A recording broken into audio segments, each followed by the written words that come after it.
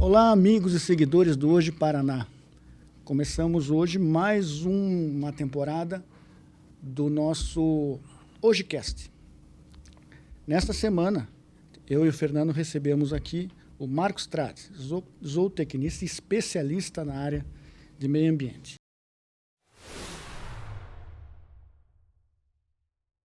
Marcos, bem-vindo.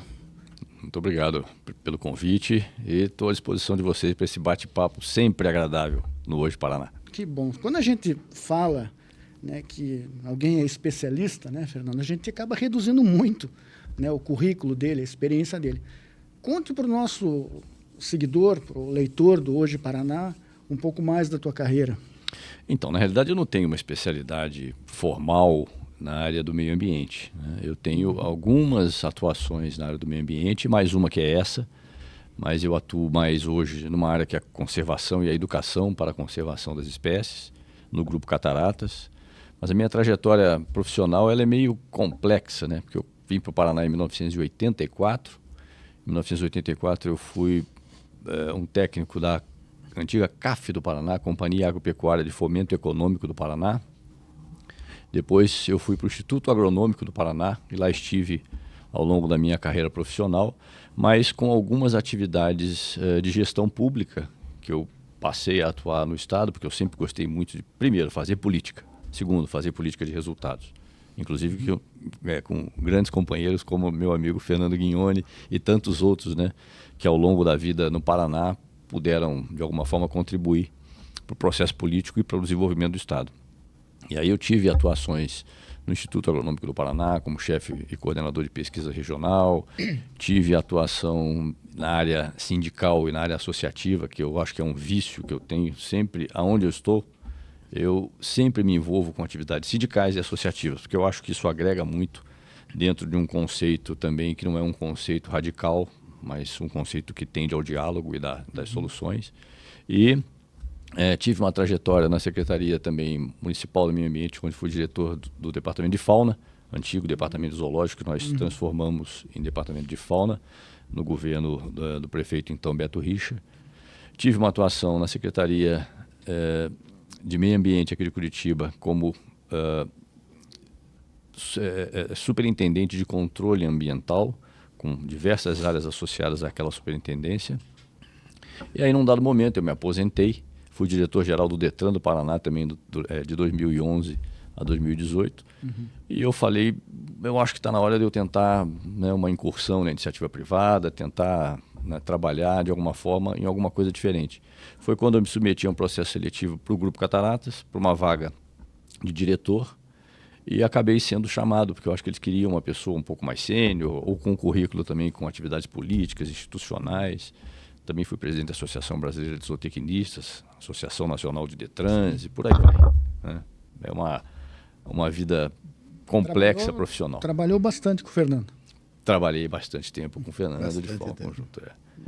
E minha área de especialidade é a nutrição animal, mais especificamente a nutrição de ruminantes, onde eu fiz o doutorado e fiz o mestrado e o doutorado na área da nutrição animal. E você militou também na área de proteção animal aqui de Curitiba, né? Exatamente. O projeto de proteção animal que hoje Curitiba tem e que é modelar para o país como um todo, ele teve início em 2009, quando nós lançamos o marco fundamental do projeto, e hoje ele evoluiu bastante.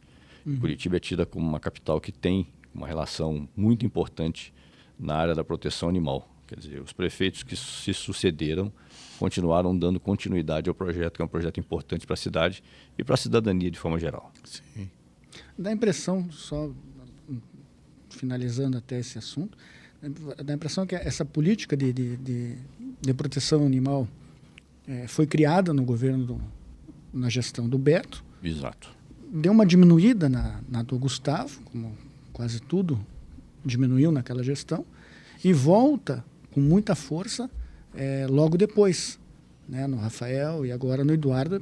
Tá bem, a gente percebe pelo material, inclusive que a gente recebe na imprensa, que eles estão dedicando uma boa parte da administração para o cuidado com a causa animal. Temos aí hospital veterinário que não tinha, uma política de castração muito, muito forte, né? Perfeito. É uma pena, deu uma leve caída, né, entre um governo e outro. Exatamente. Essas questões que envolvem a proteção animal, elas têm um viés muito emocional e ideológico, né? E eu sempre tentei tratar a questão de forma técnica. Que aí você se separa do problema ideológico e do problema mais emocional. Mas é impossível que você não perceba, né, a importância dessa atenção especial aos animais, fundamentalmente, para que ao longo do tempo você consiga reduzir a população animal nas ruas. Porque a população animal que está nas ruas, ela é uma população animal que transita entre as residências e as ruas. São muitas vezes animais que saem e voltam. Muitas vezes saem, cruzam, acasalam-se e produzem ninhadas expressivas. E muitas vezes as pessoas utilizam-se do sistema ou do próprio projeto para abandonar animais de forma direcionada. É um problema relativamente sério, mas sempre houve uma certa implicância comigo por conta do fato de eu defender que o caminho para um projeto seguro e consciente ao longo do tempo é a identificação animal. E hoje, se eu não me engano, nós criamos o Sistema de Identificação Animal de Curitiba, né, que é um sistema que o cidadão identifica os animais, chipa, identifica com chip, ele tem o seu CPF, o comércio, na ocasião em que nós criamos, era obrigado a informar os animais que estavam lá identificados com microchip, atribuídos a um CNPJ, e depois esse número de chip atribuído a um CPF de quem adquiriu o animal. Isso está funcionando relativamente bem, mas ainda tem muito que avançar, porque a responsabilidade individual ela não pode ser transferida para o coletivo. Eu acho que um projeto dessa natureza ele tem início, meio e fim. E o fim é a responsabilidade que cada um tem com os seus animais. Se isso acontecer ao longo do tempo, a segurança que nós teremos de um animal que está na rua ser identificado e retornar ao seu tutor é fundamental e é muito provável que isso aconteça ao longo do tempo, como é em países desenvolvidos. E você falou uma coisa que é em qualquer área, né? É um setor que precisa ser administrado por profissionais. Tem que deixar o lado emocional, né, para as nossas cuidadoras, protetores e por aí vai, e administrar o que se faz de bom pela cidade, as políticas públicas, né, de forma profissional, não é verdade? E com o crescente conceito de saúde única, o animal e o homem como vetores de doenças, né, de doenças transmissíveis ou transmitidas de forma bilateral, é muito importante que os animais sejam acompanhados em termos de saúde, que é um problema de saúde pública, né? Fernando. Vamos lá, vamos mudar de assunto agora. O Marcos veio falar aí de parques também, né? Também. Um negócio interessante. Então vamos entrar nesse assunto agora. Justo. O Marcos, já há algum tempo, o governo federal vem concedendo a administração dos parques nacionais para empresas da iniciativa privada. E o Brasil tem uma quantidade muito grande hoje de parques nacionais. Então é uma coisa interessante você contar para os nossos leitores como é que se processa isso. Porque o que a gente sente é que houve uma melhoria muito grande na infraestrutura desses parques, né? Parques que antigamente frequentávamos tinham um problema, inclusive, de limpeza, né? Hoje são impecáveis, com asseio, com organização. E isso tudo graças ao investimento que já poupa os governos de investirem, proporcionando então essa possibilidade para a iniciativa privada e melhorando a qualidade para os nossos usuários. Como é que são feitas as concessões para a iniciativa privada? Bom, elas são feitas através de editais específicos que são publicados, de concessões, muitas vezes concessões simples, principalmente de concessões da forma mais simples, que é a contrapartida que o concorrente dá num processo seletivo, num edital, para administrar o parque com alguns investimentos importantes e que, logicamente, tem uma relação direta com o processo de conservação do parque. Não só, como você comentou, a questão da limpeza e etc., mas a conservação da área como um todo. São investimentos de grande vulto, que também necessitam de uma competência importante na área administrativa e na gestão, né, dessas unidades de conservação. Nós temos cerca de 20% do território nacional que são consideradas unidades de conservação, parques, etc. Quantos são os parques nacionais hoje? São 70 e poucos parques nacionais, se não me engano. Perfeito, exatamente. 38 entre municipais, estaduais e federais já foram concedidos. E existe uma perspectiva de que até final de 2026 mais 18 editais sejam abertos nesse sentido. Então, a análise de um edital dessa natureza depende, logicamente, de critérios técnicos importantes, mas econômicos e financeiros, porque o investimento privado ele subentende resultado.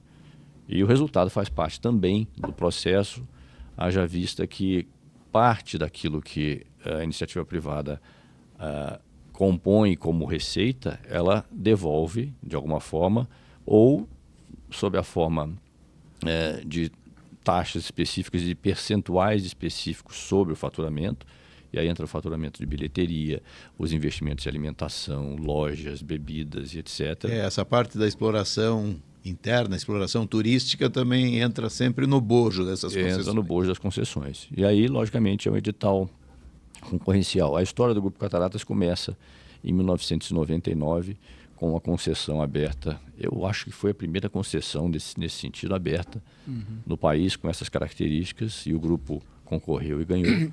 E ao longo do tempo ele vem evoluindo gradativamente num processo de administração de parques, mas também com investimentos privados, como no caso do Aquário do Rio de Janeiro e o mais recente investimento que fez no Paraná, que é o Aquafoz, o Aquário de Foz do Iguaçu, que são 2 investimentos privados e não tem nenhuma relação direta com algum tipo de edital concorrencial dessa natureza. E qual é a maior exigência que é feita na composição desse edital? Bom, a exigência técnica é fundamental e a exigência, logicamente, do aporte financeiro. Quer dizer, as empresas que concorrem, elas têm que ter capacidade de fazer os investimentos previstos ao longo do tempo de permanência dos contratos, uma vez que há uma declaração de um ganhador, 25, 30 anos, e ao longo desse tempo, logicamente, o poder público fiscaliza. O que é importante, se me permite, é caracterizar de forma concreta, e que eu acho que tem sido muito pouco, as reflexões sobre isso são muito pequenas em termos de governo. O que é fundamentalmente uma reforma administrativa. Ninguém fez ainda alguma coisa concreta com um horizonte de 20, 30 anos, né, que subentenda caracterizar de fato o papel do governo e qual é o outro papel que o governo não necessita fazer e que pode ser, logicamente, repassado pela iniciativa privada com o poder de fiscalização do governo. Muito pouco acontece nesse sentido. Mas na medida em que esses processos evoluem, lógico, a qualificação do próprio governo e das instituições privadas que participam desse processo, eu acho que nós, ao longo do tempo, chegaremos a um ponto em que definir o que é governo é importante, então vamos seguir pelo caminho de tratar bem do que é governo, mas tratar bem também do que é papel da iniciativa privada, que gera emprego, gera renda, é uma atividade econômica fantástica. Muito bom. Quantos parques nós temos no Paraná hoje, Marcos? Eu não sei quantos parques nós temos no Paraná hoje. Nós temos hoje, sob a nossa gestão, o Parque Nacional de Iguaçu, que é uma parceria com uma outra empresa chamada Urbia, que também tem concessões de parques. Deixa eu te interromper. Quantas não. Empresas hoje atuam nessa modalidade? Eu também não sei, mas não são muitas. Com condição de qualificação, né, para serem gestoras desses parques, são poucas empresas. A nossa é a maior, juntamente com a própria Urbia, que agora tem o Parque Nacional de Iguaçu e o Parque Nacional de Jericoacoara de forma conjunta com o grupo. São empresas que têm uma qualificação já alta. Empresas nacionais, as duas. Nacionais.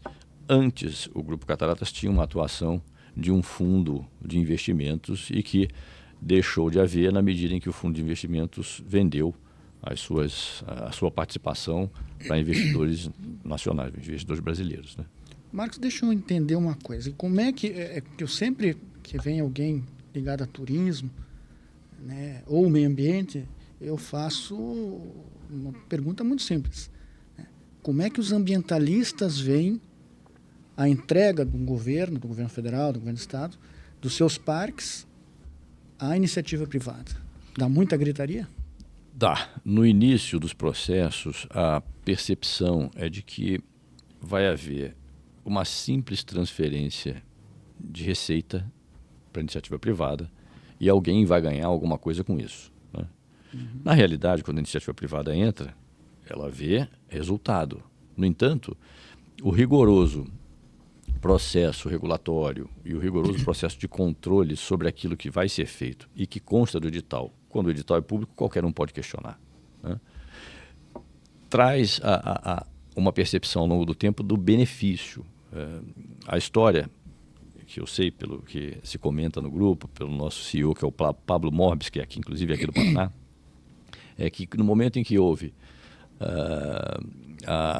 quando o grupo ganhou a concorrência de Foz do Iguaçu, houve uma gritaria muito grande. Hoje, são só elogios, por conta do fato da seriedade com a qual todo esse processo é conduzido.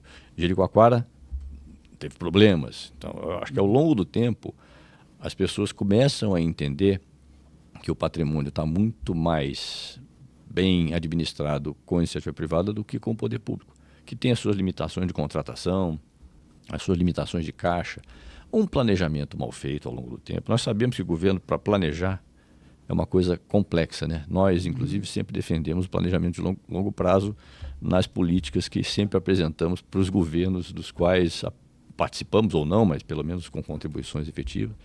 E quando você fala em planejamento de longo prazo, estratégico para governo, é complexo. O próprio orçamento é complexo de administrar quando é governo. A gente nunca sabe onde é que vai parar o orçamento, né? E você tem informações de outras concessões já em andamento aí? Não, esses números de concessões, eu sou de uma área técnica dentro do Grupo Cataratas, então as informações gerais eu tenho. As informações específicas sobre como está o andamento disso é uma questão, evidentemente, mais de intendência e de conhecimento de área que tem, por exemplo, o nosso CEO. Ele administra muitos empreendimentos e é o homem-chave desse processo todo. E ele é meio ligado em 220 volts. Então ele está sempre correndo atrás de alguma coisa concreta e é uma instituição que cresceu muito ao longo do tempo. Hoje nós temos, só nas empresas que nós administramos, contratados de forma direta, cerca de 900 embaixadores e mais um número grande de temporários, que são os intermitentes que nós contratamos em épocas de alta temporada, principalmente julho, dezembro a fevereiro, por exemplo, que chega a 1.000, 1.100 pessoas que são diretamente afetadas ou contratadas pelo grupo. Mas a administração de parques públicos, de parques, aliás, ambientais espalhados pelo país, é um modelo que o Brasil está trazendo agora, que já tem em operação em outros países? Ou já vinha vindo e a gente que nunca percebeu que os governos, os últimos governos federais principalmente, estavam já nesse movimento? Sempre houve muita resistência, como você comentou, dos próprios ambientalistas em relação a isso, pela falta de visão de como esses processos são conduzidos ou podem ser conduzidos. Ao longo do tempo isso vinha evoluindo, mas já em 1910, por aí, nos Estados Unidos, já havia um processo de ocupação de áreas pelo setor público, de forma indireta, digamos dessa forma, com investimentos em restaurantes, investimentos em entretenimento, lojas e etc. E que isso foi evoluindo ao longo do tempo. Isso no mundo está muito mais desenvolvido do que no Brasil. Sendo que o Brasil é um potencial, porque nós temos uma imensidão de áreas que podem ser concedidas e elas dependem dos técnicos muito bem qualificados. E o próprio instituto, que é o ICMBio, né, ele avança nesse sentido, se qualificando cada vez mais para que haja, logicamente, a concessão de novas áreas. Imaginar isso dentro de uma instituição como o ICMBio, né, que ela tem um enraizamento muito grande com a questão ideológica, como tem também o IBAMA e etc., que isso está evoluindo numa instituição dessa natureza, já é um grande passo para que sucessivos governos passem a qualificar cada vez mais o processo. Então, eu quero colocar uma opinião minha nessa questão das concessões. Nós vemos aí pontos que sabidamente têm um fluxo muito grande de turistas, que hoje estão sendo administrativamente privados, mas, por outro lado, nós vemos, às vezes, algumas possibilidades e colocados editais de concessão que não aparece nenhum interessado. Perfeito. Né? Eu acho que recentemente tivemos uma questão aqui no Paraná do Quartelá. Não apareceu ninguém. Então, eu sempre fui da opinião que deveria existir um processo nessas concessões de investimento cruzado, ou seja, num parque que sabidamente vai ter um grande fluxo de turistas, de visitantes, deveria existir uma contrapartida nesse mesmo edital, que a empresa vencedora deveria administrar um outro parque que notariamente não teria um fluxo tão grande, ou seria um processo ainda a ser construído de atrações, né? E a gente sabe que o Brasil às vezes explora muito pouco as suas riquezas. Eu sempre dou como um exemplo aqui as quedas d'água do município de Prudentópolis, né? A gente vê em qualquer país do mundo onde o turismo é uma ferramenta de investimento grande por parte da iniciativa privada, essas quedas d'água de Prudentópolis, se você está num país como os Estados Unidos ou em alguns países, já em torno daquilo teria sido construído um complexo turístico com receptivo turístico, hotelaria, restaurantes e outras coisas tais. Aqui não, nós temos lá as nossas quedas soberanas, lindas, né, maiores que, talvez sejam, não sei, o Marcos pode até nos dizer isso, eu acho que são as maiores do Brasil, né, superam inclusive aquela queda do Caracol lá em Canela, no Rio Grande do Sul, e Caracol foi isso. A queda fantástica, se criou uma infraestrutura hoteleira e de receptivo, e é a grande atração, depois de Gramado, é a maior atração do Rio Grande do Sul. Sim. E aqui nós não tivemos ainda essa visão. Obviamente que são belezas naturais que estão colocadas dentro de propriedades privadas, mas não houve uma interação dos setores de turismo, das autoridades ou estaduais ou federais, né, para estimular, ou seja, através de linha de crédito, enfim, um incentivo para que aquilo ali se transforme em geração de emprego e renda, além dessa proporcionar essa visitação por parte das pessoas que curtem a natureza. Mas eu digo tudo isso porque é o seguinte, então temos lá uma concessão espetacular que vai notoriamente vai ter fluxo grande. Por que não, nesse mesmo pacote de concessão, se colocar um outro parque de beleza natural expressiva que não está sendo bem administrado neste mesmo momento, para que essa empresa que tem competência possa levar esse seu serviço para aqueles parques que, num primeiro momento, possivelmente não darão o retorno econômico desejado. Esse balanço é importante que o governo faça, né? E a outra questão é não planejar ou não elaborar um processo de licitação sob a forma de concessão de forma tão rígida, porque se você quer que a iniciativa privada participe, ela tem que, obviamente, colocar na planilha tudo aquilo que é possível. Mas isso já faria parte dessa planilha. Sim. Mas é o que acontece na concessão de rodovias. De rodovias, exatamente. As menos concorridas ou as menos de menor fluxo estão no pacote. Vulgarmente se falando, ganha-se o filé mignon, mas também é o tibone, tem osso junto. Sim, exatamente. Isso é possível. Mas quando você associa isso a uma, por exemplo, uma outorga muito grande, você não dá a condição do investidor fazer esse tipo de, ou ter esse tipo de raciocínio numa planilha que ele chega no final e fala, não, eu vou cuidar das que são menos transitadas ou menos concorridas, mas eu não tive a chance de ter, por exemplo, uma outorga melhor, um prazo maior. Então, isso pode ser modelado de forma concreta. Acontece com as PPPs, né? O cidadão pode apresentar um projeto para o governo e esse projeto pode ser mais bem analisado, emendado e etc., que eu acho que é um caminho bom, vez por outra também o governo aportar algum tipo de recurso por determinado tempo para incentivar, já que é importante, ele faz economia, o governo faz economia com contratação de pessoas, equipamentos, etc., para cuidar dos parques, ele também tem um pouco de flexibilidade em relação a isso. Né? É que nós vivemos num mundo que as pessoas buscam o parque, né? As pessoas querem sair das suas casas, querem curtir a natureza. E a gente vê exemplos típicos. Você tem parques que não fazem propaganda nenhuma e crescem. Né? Eu vou dar um exemplo aqui, Vila Velha. Vila Velha é um parque que nunca os operadores fizeram propaganda do parque.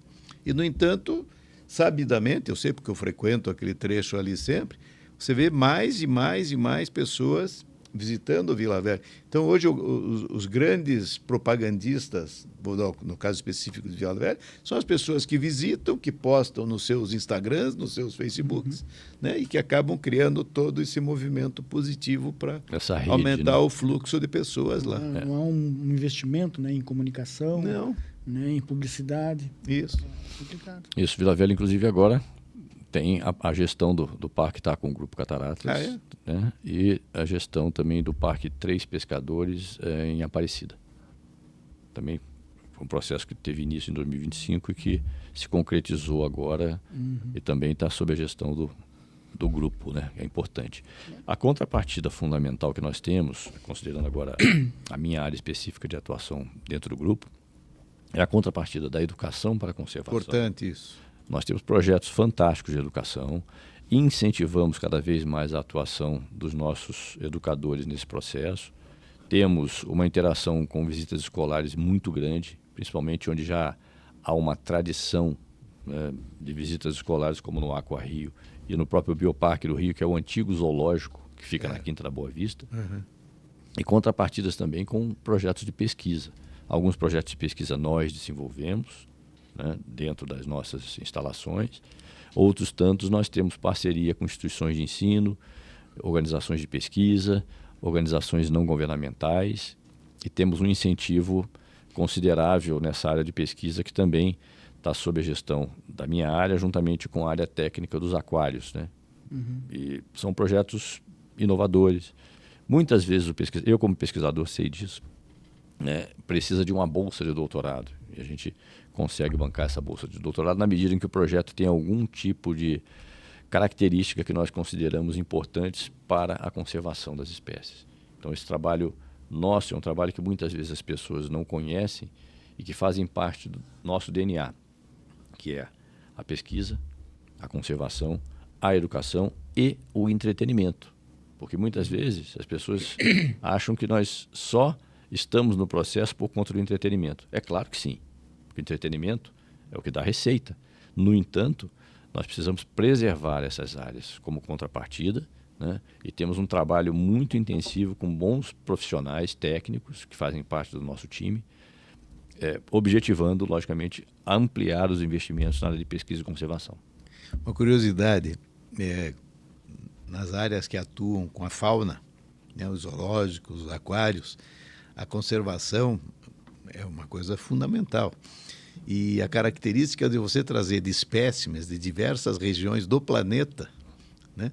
Às vezes regiões que não têm nada a ver da localização daquela unidade, né? Por exemplo, num zoológico você vai ter uma girafa que vem lá das estepes africanas e vai ter animais que vêm de regiões frias. Como é que você, que é um especialista nisso, conta um pouquinho para nós, pessoal que está nos lendo e nos ouvindo agora. Exatamente. Esses projetos de conservação eles têm um viés científico muito rigoroso, né? Então, espécies que têm ameaça de extinção, elas precisam estar espalhadas ao longo do mundo, ou no mundo como um todo, para que haja a condição de mantermos esses genótipos sempre tentando viabilizar a reprodução desses animais, considerando que também nós temos que fazer um controle rigoroso da consanguinidade desses animais, né? E existem pessoas técnicas específicas que administram cada uma dessas espécies que são ameaçadas de extinção, e muitas vezes os projetos subentendem captura de animais na natureza, o que é normal, autorizadas normalmente essas capturas pelo próprio ICMBio, quando em áreas de unidades de conservação federais e etc.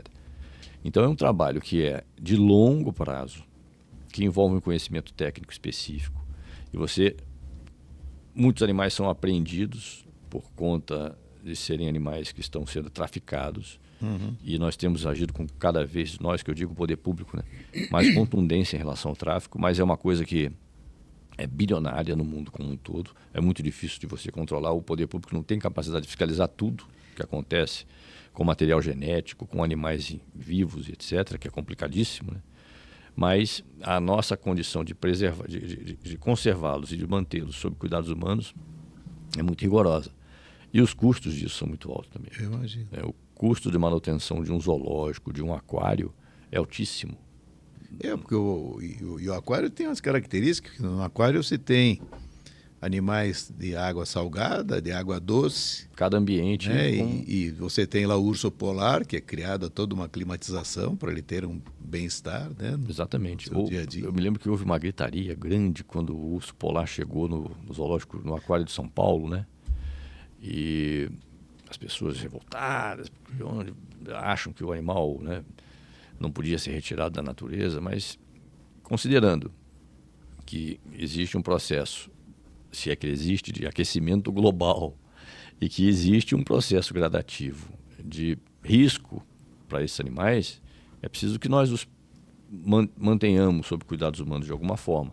Hoje, agora, o animal se reproduziu, a visão já é outra. Claro. Esse filhote, ele já vai compor uma outra família em outro lugar do mundo que seja, mas que tem como finalidade a manutenção desse genótipo preservado para que ele possa, no futuro, ser utilizado. Não só isso, mas como células, tecidos e etc., também são o foco da conservação ambiental de forma geral, né?